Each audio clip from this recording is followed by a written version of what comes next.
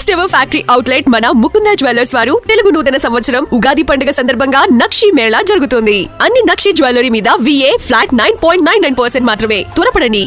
యుద్ధం ముగింపు కోసం అమెరికా చర్చల ప్రతిపాదన వారి పరాజయానికి నిదర్శనమని ఇరాన్ విదేశాంగ మంత్రి అబ్బాస్ అరాగ్చి ఎద్దేవా చేశారు. గతంలో తమను ఎలాంటి షరతులు లేకుండా లొంగిపోవాలని డిమాండ్ చేసిన అగ్రరాజ్యం ఇప్పుడు ఎందుకు వైఖరి మార్చుకుందని ప్రశ్నించారు. తమతో చర్చల కోసం అత్యున్నత స్థాయి అధికారులను రంగంలోకి దించడం అమెరికా నిస్సహాయతను సూచిస్తోందన్నారు.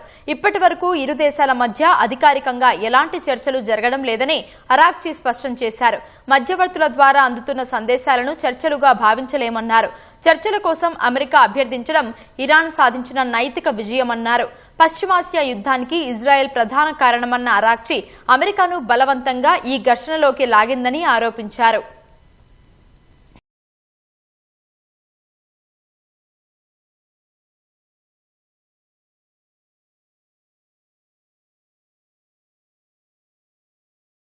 యుద్ధం ముగింపు కోసం అమెరికా చర్చల ప్రతిపాదన వారి పరాజయానికి నిదర్శనమని ఇరాన్ విదేశాంగ మంత్రి అబ్బాస్ అరాగ్చి ఎద్దేవా చేశారు.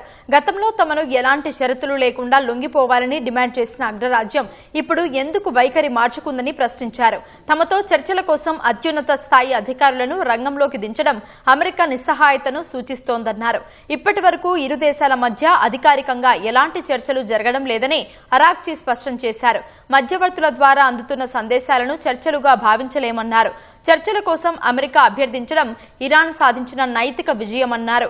పశ్చిమాసియా యుద్ధానికి ఇజ్రాయెల్ ప్రధాన కారణమన్న అరాగ్చి అమెరికాను బలవంతంగా ఈ ఘర్షణలోకి లాగిందని ఆరోపించారు.